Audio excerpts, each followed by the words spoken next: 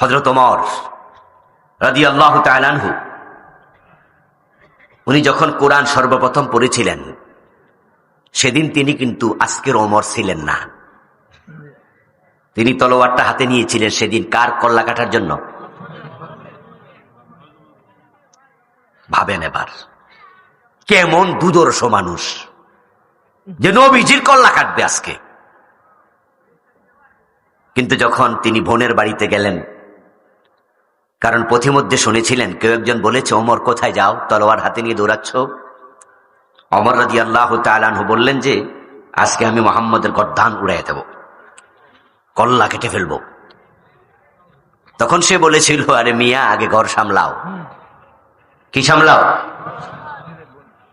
বলে সেটা আবার কি হয়েছে? আমার ঘরে কি হয়েছে? বলে তোমার বোনে তো কোরআন শরীফ পড়ে, এই তো নবী মুহাম্মদের উপর ঈমান এনেছে, সুবহানাল্লাহ পড়েন, তো তুমি কার কল্লা কাটতে যাও মিয়া? নিজের ঘরে তো ঢুকে গেছে। ফারুক আজম এই কথা শুনে আর দেরি করলেন না, বোনের বাড়িতে চলে গেলেন। গিয়ে দেখেন বোন কোরআন তেলাওয়াত করছে। ওমর রাদিয়াল্লাহু তাআলা আনহু বোনকে ডিরেক্ট জিজ্ঞাসা করলেন, বোন তো ওমরকে দেখে কোরআনটা যাতে লিখিত ছিল, হতে পারে সেটা কোনো ফলকে, কোনো একটা তখতিতে, কোনো চামড়ার উপরে অথবা কোনো লোহার উপরে যেভাবে তিনি লিখেছিলেন অতটুকু পড়ছিলেন। বাইকে দেখে সাথে সাথে লুকায়া ফেলছে, কারণ উনার বোন জানে বাইয়ে কোরআন পছন্দ করে না। ডিরেক্ট প্রশ্ন করলেন, শুনেছি নাম ছিল ফাতেমা, ও ফাতেমা তুই নাকি মুহাম্মদের উপর ঈমান এনেছিস? উনি অকপটে স্বীকার করলেন, যা শুনেছ সত্যি শুনেছ। তলোয়ারটা রেখে বোনকে থাপ্পড় কিল ঘুষি দিতে শুরু করলো। ওনার বোনের হাজবেন্ডও ঈমান এনেছিলেন একসাথেই। এখন শালা বড় ভাই, উনার ছোট বোনের হাজবেন্ড দেখলো যে উনার বড় ভাই সমন্ধি, আমাদের কুমিল্লা কয় সমন্ধি, আপনাদের এই গাজীপুরে কি কয়? সমন্ধি বলে না? কিশোরগঞ্জ, এটা কিশোরগঞ্জ।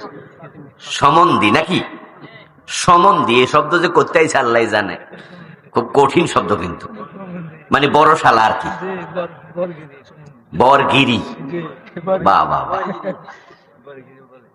বড় বউকে থাপ্পড় দিচ্ছে, কিলাচ্ছে, তাই জামাই পলায়া দরজার সিবা থেকে দেখতেছে, কারণ জানে ওমরের সামনে গেলে হেরো থাপড়ানোর সম্ভাবনা। কয়েকটা থর থাপ্পড় দিল, এর মাঝে ফাতেমার ঠোঁটটা কেটে গেল, ফিনকি দিয়ে রক্ত বের হয়ে গেল। জামাইও আসছে, ভাই আপনি এত মারেন কেন? এই মিয়া শুনছি তোমরা নাকি, তুমিও নাকি কালেমা পড়ছো। কয় জি। হেরো দিল কয়টা? এখন জাবাই মোবিলে বলতেছে, আপনি আমাদের বড় ভাই, আমাদেরকে গায়ে হাত তুলুন আর বকা দেন, সে অধিকার আপনার আছে। বোন ফাতেমা বলে, আমাকে মারতে মারতে যদি মেরেও ফেলো, কালেমা থেকে এক চুল পরিমাণ সরব না। বড় ভাই মারতে পারো মারো, তোমার কাম তুমি করছো, কিন্তু আমরা আমাদের কাম করে লাইছি। ওমর লজ্জিত হলেন। বাহাদুর মানুষ তো, বীর মানুষ। বীরেরা কখনো দুর্বলদের সাথে লড়ে না। তো মহিলা মানুষ সবল না দুর্বল? কথা কয় না কেন লোকে? একটু দুর্বল না? পুরুষের তুলনায় কি মহিলারা দুর্বল? এই জন্য যারা সাহসী স্বামী তারা কিন্তু বউ মারে না, বউ মারে দুর্বল স্বামীরা। যারা বাহিরে পারে না তারা ঘরে এসে মারামারি করে। যারা বাহিরে বাজারে কারোর লগে লাগে, হিয়ানে কিলটেল খায় অথবা দমক টমক খায়, এই মেজাজটা ঘরে এসে বউরে দেখায়, আর বউরে দেখায় বুঝায় যে হে বীর, আসল হে বীর না, হে তেলা ফোকা। বউয়ের গায়ে হাত তোলে এমন তেলা ফোকা এখানে আসেনি কোনো? আশা করি নাই। আর থাকলে আজকের পর থেকে নিজেকে তেলা ফোকা বানানো যাবে না, ঠিক আছে? নিজের বীর পুরুষ বানাইতে হয়।